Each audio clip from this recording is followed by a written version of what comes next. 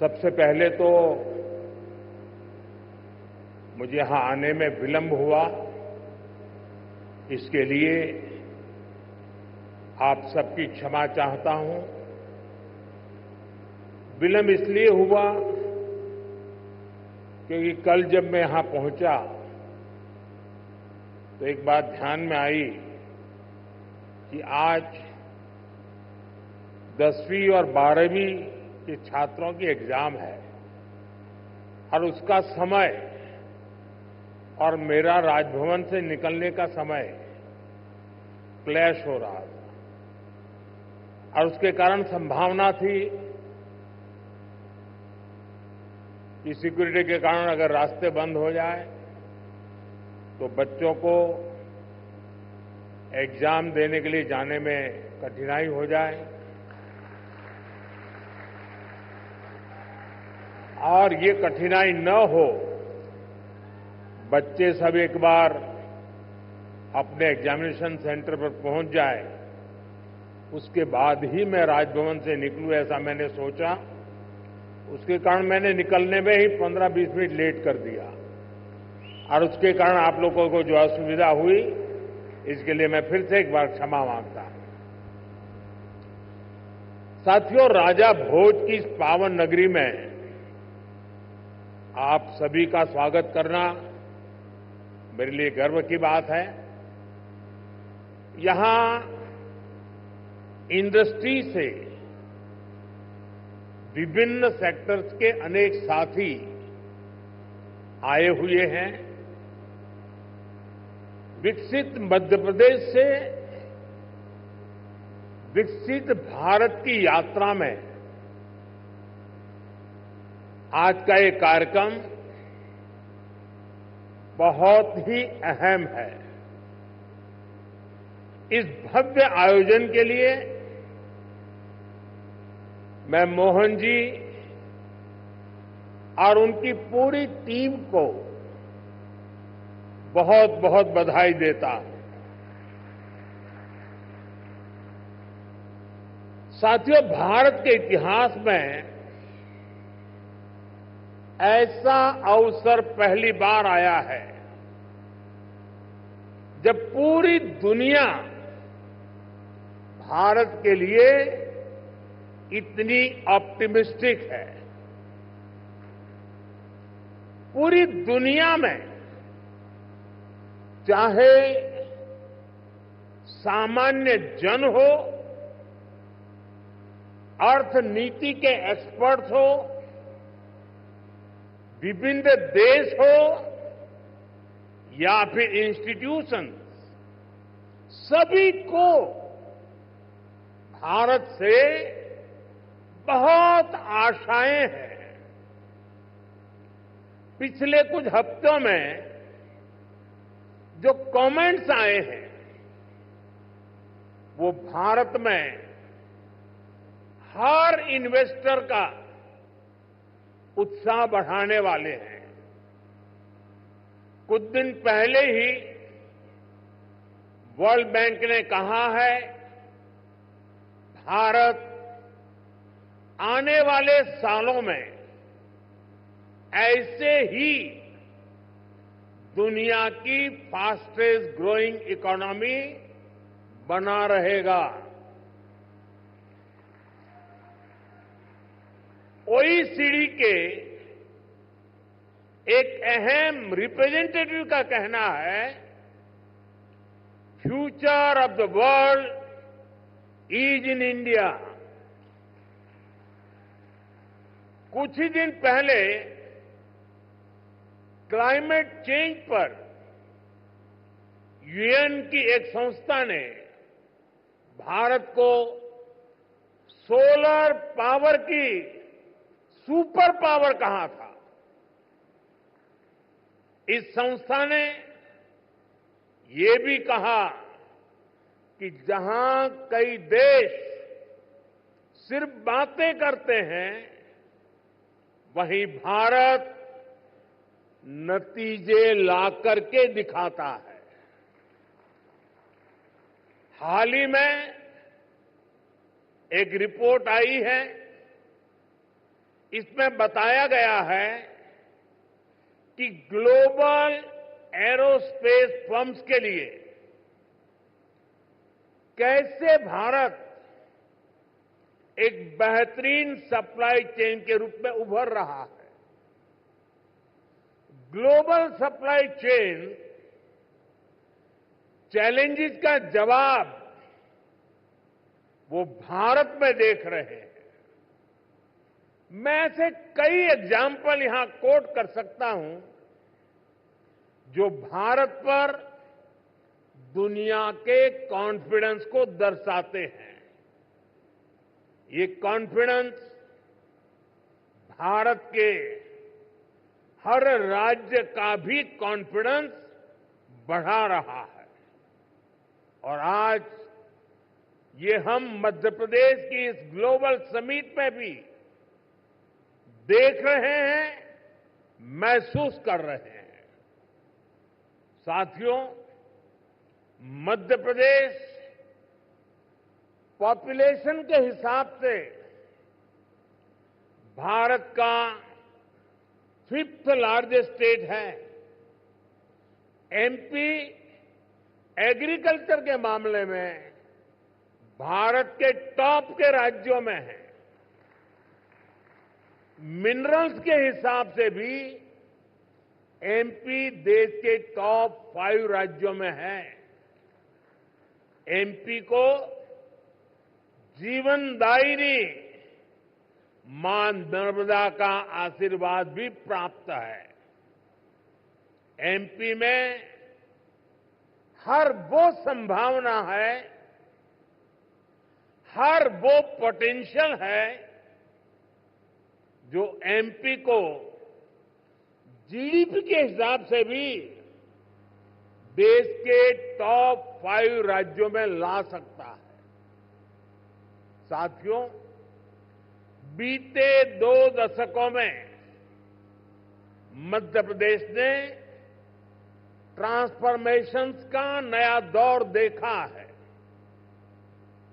एक समय था जब यहां बिजली, पानी की बहुत सारी दिक्कतें थी। लॉ एंड ऑर्डर की स्थिति तो और भी खराब थी। ऐसे हालत में यहां इंडस्ट्री का विकास बहुत मुश्किल था। बीते 2 दशक में, 20 साल में मध्य प्रदेश के लोगों के सपोर्ट से यहां की बीजेपी सरकार ने गवर्नेंस पर फोकस किया। 2 दशक पहले तक लोग एमपी में निवेश करने से डरते थे। आज एमपी इन्वेस्टमेंट के लिए देश के राज्यों से, सब राज्यों में, टॉप के राज्यों में उसने अपना स्थान बना लिया है। जिस एमपी में कभी खराब सड़कों के कारण बसें तक प्रॉपर नहीं चल पाती थी, वो आज भारत की ईवी रिवॉल्यूशन के लीडिंग स्टेट्स में से एक है। जनवरी 2025 तक करीब 2 लाख इलेक्ट्रिक व्हीकल एमपी में रजिस्टर हुए हैं। ये करीब 90% ग्रोथ है। ये दिखाता है कि एमपी आज मैन्युफैक्चरिंग के नए सेक्टर्स के लिए भी एक शानदार डेस्टिनेशन बनता जा रहा है। और मैं मोहन जी को बधाई देता हूं, उनकी टीम को बधाई देता हूं कि उन्होंने इस वर्ष को उद्योग और रोजगार वर्ष के रूप में मनाना तय किया है। साथियों, बीते दशक में भारत ने इंफ्रास्ट्रक्चर के बूम का दौर देखा है। मैं कह सकता हूं इसका बहुत बड़ा फायदा एमपी को मिला है। दिल्ली मुंबई एक्सप्रेसवे जो देश के दो बड़े शहरों को जोड़ रहा है, उसका बड़ा हिस्सा एमपी से ही होकर गुजरता है। यानी एक तरफ एमपी को मुंबई के पोर्ट्स के लिए तेज कनेक्टिविटी मिल रहे हैं, दूसरी तरफ नॉर्थ इंडिया के मार्केट्स को भी ये कनेक्ट कर रहा है। आज मध्य प्रदेश में 5 लाख किलोमीटर से अधिक का रोड नेटवर्क है। एमपी के इंडस्ट्रियल कॉरिडोर्स मॉडर्न एक्सप्रेसवे से जुड़ रहे हैं। यानी एमपी में लॉजिस्टिक्स से जुड़े सेक्टर की तेज ग्रोथ तय है। साथियों, एयर कनेक्टिविटी की बात करें तो यहां ग्वालियर और जबलपुर एयरपोर्ट्स के टर्मिनल्स को भी एक्सपांड किया गया है। और हम यहीं नहीं रुके हैं। एमपी का जो एक बड़ा रेल नेटवर्क है, उसको भी मॉडर्नाइज किया जा रहा है। एमपी में रेल नेटवर्क का 100% इलेक्ट्रिफिकेशन किया जा चुका है।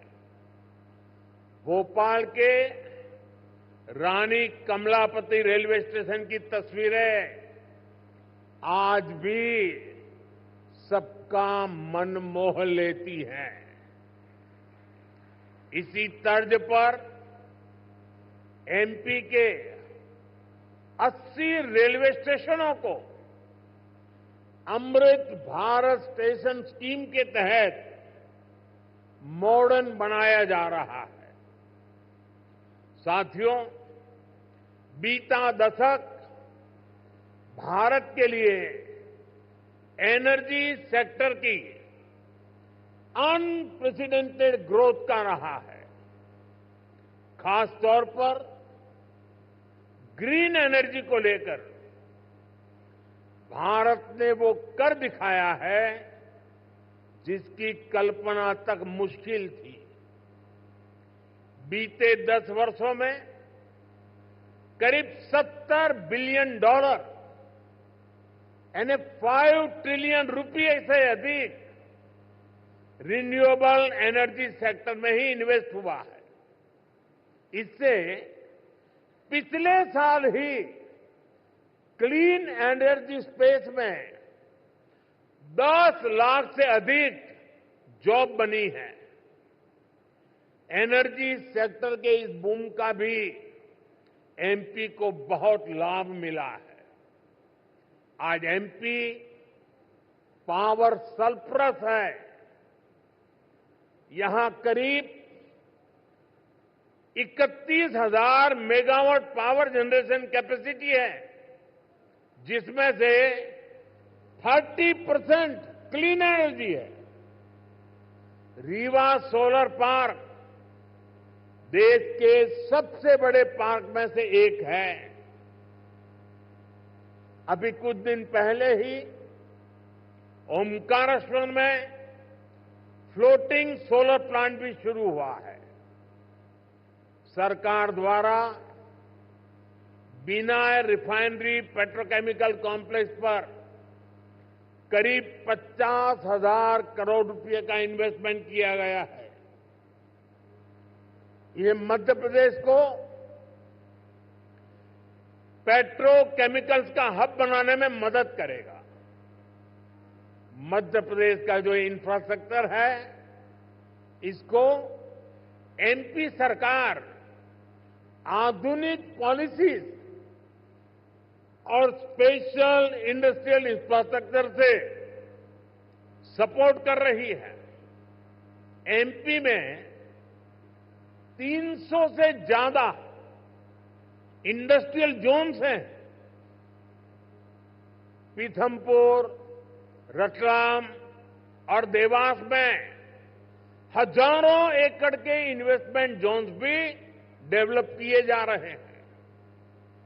यानी आप सभी इन्वेस्टर्स के लिए यहां बेहतर रिटर्न की अपार संभावनाएं हैं। साथियों, हम सभी जानते हैं कि औद्योगिक विकास के लिए वाटर सिक्योरिटी होना कितना जरूरी है। इसके लिए एक तरफ वाटर कंजर्वेशन पर बल दे रहे हैं, दूसरी तरफ हम रिवर इंटरलिंकिंग का मेगा मिशन लेकर भी आगे बढ़ रहे हैं। मध्य प्रदेश की खेती, यहां की इंडस्ट्री इसकी बहुत बड़ी बेनिफिशियरी है। हाल में ही 45,000 करोड़ रुपए के Ken Betwa river interlinking project पर काम शुरू हुआ है। इससे करीब 10 लाख हेक्टेयर एग्रीकल्चरल लैंड की प्रोडक्टिविटी बढ़ेगी। इससे एमपी में वाटर मैनेजमेंट को भी नई ताकत मिलेगी। ऐसी सुविधाओं से फूड प्रोसेसिंग, एग्रो इंडस्ट्री और टेक्सटाइल सेक्टर में बहुत बड़ा पोटेंशियल अनलॉक होगा। साथियों, एमपी में डबल इंजन सरकार बनने के बाद विकास की गति भी जैसे डबल हो गई है। केंद्र सरकार कंधे से कंधा मिलाकर एमपी के विकास में, देश के विकास में जुटी है। चुनाव के समय मैंने कहा था कि अपने तीसरे टर्म में हम 3 गुना तेजी से काम करेंगे। ये स्पीड हम साल 2025 के पहले 50 दिनों में भी देख रहे हैं। इसी महीने हमारा बजट आया है। इस बजट में भारत की ग्रोथ के हर कैटालिस्ट को हमने एनर्जाइज किया है। हमारा मिडिल क्लास सबसे बड़ा टैक्स पेयर भी है। ये सर्विस और मैन्युफैक्चरिंग के लिए डिमांड भी क्रिएट करता है। इस बजट में मिडिल क्लास को एम्पावर करने के लिए अनेक कदम उठाए गए हैं। हमने 12 लाख रुपए तक की इनकम को टैक्स फ्री किया है।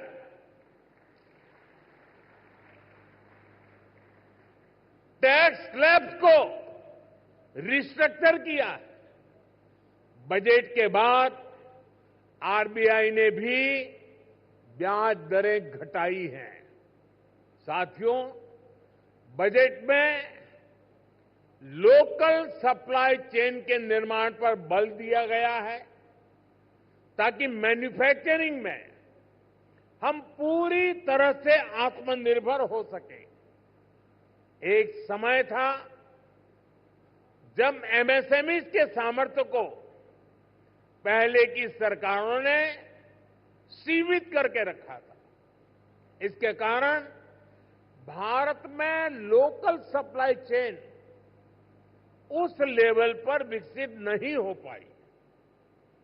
आज हम प्रायोरिटी के आधार पर MSME led local supply chain का निर्माण कर रहे हैं। इसके लिए एमएसएमई की डेफिनेशन को और सुधारा गया है। एमएसएमईज को क्रेडिट लिंक इंसेंटिव दिए जा रहे हैं। एक्सेस टू क्रेडिट आसान बनाया जा रहा है, वैल्यू एडिशन और एक्सपोर्ट के लिए भी सपोर्ट बढ़ाया जा गया है। साथियों, बीते एक दशक से नेशनल लेवल पर हम एक के बाद एक बड़े रिफॉर्म्स को गति दे रहे हैं। अब स्टेट और लोकल लेवल पर भी रिफॉर्म्स को एनकरेज किया जा रहा है। मैं आपके बीच स्टेट डीरेगुलेशन कमीशन की चर्चा जरूर करना चाहता हूं, जिसके विषय में बजट में बात हुई है। हम राज्यों के साथ निरंतर बातचीत कर रहे हैं। राज्यों के साथ मिलकर बीते वर्षों में हमने 40,000 से ज्यादा कंप्लायंसेस को कम किया है। बीते सालों में ऐसे 1500 कानूनों को खत्म किया गया है जो अपना महत्व खो चुके थे। हमारा मकसद यही है कि ऐसे रेगुलेशंस की पहचान हो जो ईज ऑफ डूइंग बिजनेस के रास्ते में रोड़ा है। डीरेगुलेशन कमीशन राज्यों में इन्वेस्टमेंट फ्रेंडली रेगुलेटरी इकोसिस्टम बनाने में मदद करेगा। साथियों, बजट में ही हमने बेसिक कस्टम ड्यूटी स्ट्रक्चर को भी सिंप्लीफाई किया है। इंडस्ट्री के लिए जरूरी कई इनपुट्स पर रेट्स कम किए हैं। कस्टम केसेस की असेसमेंट के लिए भी एक टाइम लिमिट तय की जा रही है। इसके अलावा नए सेक्टर्स को प्राइवेट एंटरप्रेन्योरशिप के लिए, इन्वेस्टमेंट के लिए खोलने का दौर भी जारी है। इस वर्ष हमने nuclear energy, bio manufacturing, critical minerals की प्रोसेसिंग, लिथियम बैटरी की मैन्युफैक्चरिंग, ऐसे अनेक नए एवेन्यूज इन्वेस्टमेंट के लिए ओपन किए गए हैं। ये सरकार के इंटेंट और कमिटमेंट को दिखाता है। साथियों, भारत के विकसित भविष्य में 3 सेक्टर्स की बहुत बड़ी भूमिका रहने वाली है। ये तीनों सेक्टर्स करोड़ों नई जॉब क्रिएट करने वाले हैं। ये सेक्टर्स हैं टेक्सटाइल, टूरिज्म और टेक्नोलॉजी। आप टेक्सटाइल के सेक्टर को ही देखें तो भारत कॉटन, सिल्क, पॉलिएस्टर और विस्कोस का दूसरा सबसे बड़ा प्रोड्यूसर है। भारत का टेक्सटाइल सेक्टर करोड़ों लोगों को रोजगार देता है। भारत के पास टेक्सटाइल से जुड़ी एक पूरी ट्रेडिशन भी है, स्किल भी है और एंटरप्रेन्योरशिप भी है। और मध्य प्रदेश तो एक प्रकार से भारत की कॉटन कैपिटल है। भारत की करीब 25% organic cotton supply Madhya Pradesh से ही होती है। मध्य प्रदेश मलबरी सिल्क, इसका भी देश का सबसे बड़ा प्रोड्यूसर है। यहां की चंदेरी और माहेश्वरी साड़ियां बहुत पसंद की जाती हैं। इन्हें जीआई टैग दिया जा चुका है। इस सेक्टर में आपका इन्वेस्टमेंट यहां के टेक्सटाइल को ग्लोबली अपनी छाप छोड़ने में बहुत मदद करेगा। साथियों, भारत ट्रेडिशनल टेक्सटाइल के अलावा नए एवेन्यूज भी खोज रहा है। एग्रो टेक्सटाइल, मेडिकल टेक्सटाइल और जियो टेक्सटाइल, ऐसे टेक्निकल टेक्सटाइल को हम बढ़ावा दे रहे हैं। इसके लिए नेशनल मिशन शुरू किया गया है। इसे बजट में भी हमने प्रोत्साहन दिया है।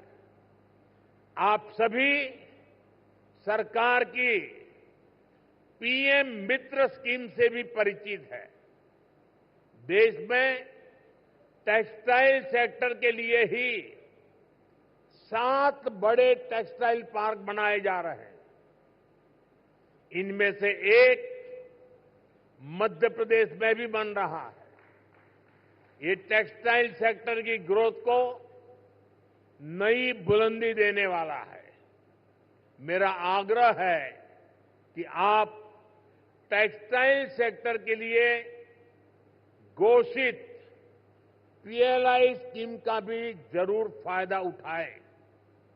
साथियों, टेक्सटाइल की तरह ही भारत अपने टूरिज्म सेक्टर में भी नए आयाम जोड़ रहा है।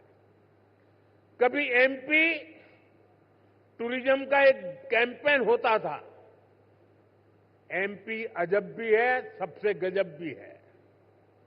जहां एमपी में नर्मदा जी के आसपास के स्थानों का, आदिवासी क्षेत्रों में टूरिज्म इंफ्रास्ट्रक्चर का बहुत अधिक विकास हुआ है। यहां कितने ही सारे नेशनल पार्क्स हैं। यहां हेल्थ एंड वेलनेस से जुड़े टूरिज्म के लिए भी अपार संभावनाएं हैं। हील इन इंडिया, इसका मंत्र दुनिया को पसंद आ रहा है। हेल्थ एंड वेलनेस के क्षेत्र में भी इन्वेस्टमेंट के लिए अपॉर्चुनिटीज लगातार बढ़ रही है। इसलिए हमारी सरकार इसमें पब्लिक प्राइवेट पार्टनरशिप को एनकरेज कर रही है। भारत की ट्रेडिशनल ट्रीटमेंट को, आयुष को भी बहुत बड़े लेवल पर प्रमोट किया जा रहा है। हम स्पेशल आयुष वीजा भी दे रहे हैं।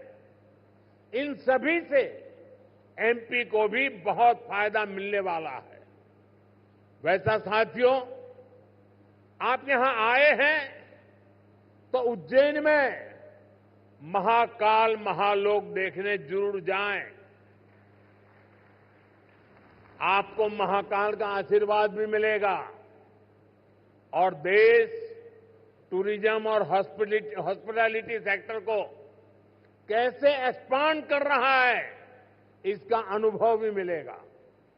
साथियों, मैंने लाल किले से कहा है, यही समय है, सही समय है आपके लिए एमपी में इन्वेस्टमेंट करने और इन्वेस्टमेंट बढ़ाने का भी यही सही समय है। एक बार फिर आप सभी को बहुत बहुत शुभकामनाएं, बहुत बहुत धन्यवाद।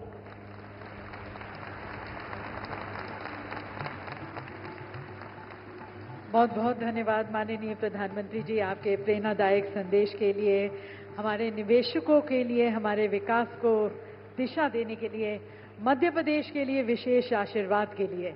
आपके